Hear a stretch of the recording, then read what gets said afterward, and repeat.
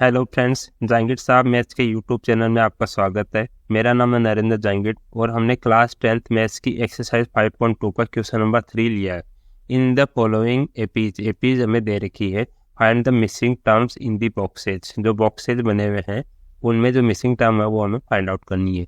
ये हमें दिया हुआ कि एपी है, तो एपी के केस में हमें पता है एपी के केस में क्या होता है। अगर फर्स्ट टर्म हमने ए मान ली, ठीक है, फर्स्ट टर्म हमने ए मान ली, ठीक है, और कॉमन डिफरेंस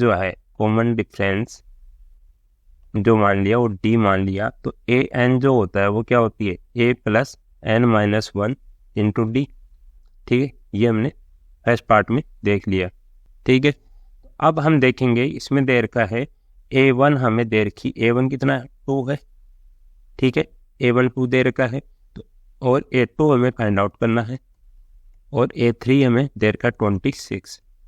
तो हम जानते हैं ए वन क्या हो गया, ए ही बोल सकते हैं इसको, और ए टू क्या हो जाएगा, यहाँ ए टू हो जाएगा ए प्लस ये 2 माइनस 1 डी हो गया, सीधा 2 माइनस 1 1 हो गया इस इंटू डी। और ऐसे ए थ्री कितना हो जाएगा ए प्लस 3 माइनस 1 3 माइनस 1 2 और डी 2D हो गया। मतलब यहाँ से एक कम हो जाएगा डी का कोएफिशिएंट। जैसे ए फोर लिखेंगे तो ए प्लस 3D लिखेंगे इसको। ठीक है, तो ये सीक्वेंस आपको पता है, a plus d, A plus 2D, A plus 3D, ये आगे इसके नंबर्स बनते जाएंगे एपी के। ठीक है, तो ए टू हमें फाइंड आउट करना है, तो ए टू फाइंड आउट करने के लिए हमें क्या चाहिए, ए टू क्या होता है ए प्लस डी हो गया, अब डी और चाहिए हमें, तो डी फाइंड आउट करने के लिए ए थ्री की वैल्यू लिखते हैं। ए थ्री की वैल्यू 26 है। ए थ्री क्या होता है a plus 2D is equal to 26। A की वैल्यू कितनी है 2 है, तो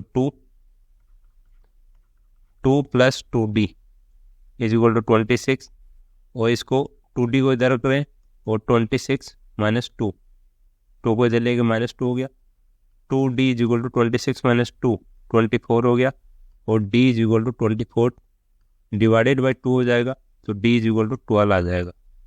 D की वैल्यू हमारे पास आ गई, तो A2 की वैल्यू हम फाइंड आउट कर सकते हैं। So A2 is equal to A plus d, a की वैल्यू कितनी है 2 है, प्लस डी की वैल्यू 12 है, 12, तो A2 की वैल्यू आ गई 2 प्लस 12 14। ये A2 मिसिंग टर्म जो A2 है वो हमने फाइंड आउट कर ली। तो ये तो मैंने बेसिक बता दिया, या अगली वाले क्वेश्चंस में बताने की जरूरत नहीं पड़ेगी क्योंकि इस क्वेश्चन में बता दिया, फर्स्ट क्वेश्चन था ना इसलिए। अब आगे इसका सेकंड पार्ट सोल्व करते हैं।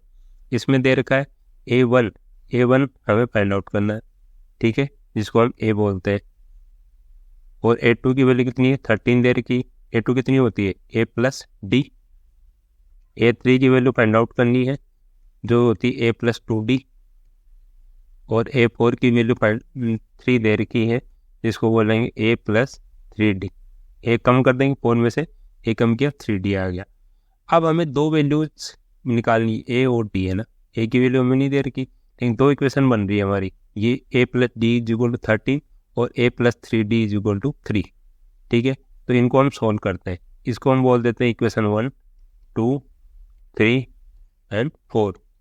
तो 4 माइनस 3 अगर करेंगे, इक्वेशन 4 माइनस 2 करेंगे, तो a plus 3D minus a plus d is equal to, यहाँ 3 है माइनस यहाँ 13 है, तो ए प्लस 3D और माइनस ब्रैकेट ओपन करेंगे तो माइनस ए, और माइनस का डी हो जाएगा इज इक्वल टू माइनस 10 बनेगा, 3 माइनस 13, ए से ए कैंसिल आउट हो गया, 3D माइनस डी कितना हो जाएगा 2D is equal to minus 10, और डी की वैल्यू हम अगर फाइंड आउट करेंगे तो माइनस 10 डिवाइडेड बाई 2, तो माइनस 5 आ गई। डी की वैल्यू हमारे पास माइनस 5 आ गई। अब क्या करेंगे, डी की वैल्यू हमारे पास आ गई, तो हमें दे रखा a plus d is equal to 13 from equation 2। A plus d is equal to 13, तो ए प्लस डी की वैल्यू माइनस 5 आ गई इज इक्वल टू 13, तो ए इज इक्वल टू 13, ये माइनस 5 इधर जाएगा प्लस 5 बन गया इज इक्वल टू 18, तो ए की वैल्यू भी आ गई 18। ठीक है, अब हमें ए की पूछी थी, तो ए इज इक्वल टू 18 आ गया, एक तो फर्स्ट टर्म आ गई जिसको हम A1 भी बोल देंगे। ठीक है, A1 हमारी आ गई। अब पूछा A3 कितना हो जाएगा, A3 is equal to A plus 2D A plus 2d। A कितना है 18 प्लस 2 इंटू डी, डी कितना है -5 तो A3 is equal to 18 plus और माइनस माइनस हो जाएगा और 2 इंटू 5 10 हो जाएगा। तो A3 की वैल्यू कितनी आ जाएगी 8 आ गई। ठीक है, तो हमें दो मिसिंग टर्म की A1 और A3 ये हमने फाइंड आउट करके बता दी। तो ऐसे थोड़ा लेंथी बनेगा क्वेश्चन, लेकिन काफ़ी ईजी है। इसको ऐसे लिख के फिर जो इक्वेशंस बन रही है उनमें सॉल्व करके ए और डी की वैल्यू फाइंड आउट करनी है। उसके बाद जो भी हमें चाहिए उनमें पुट करनी है ए और डी की वैल्यू और हमें फाइंड आउट कर लेंगे।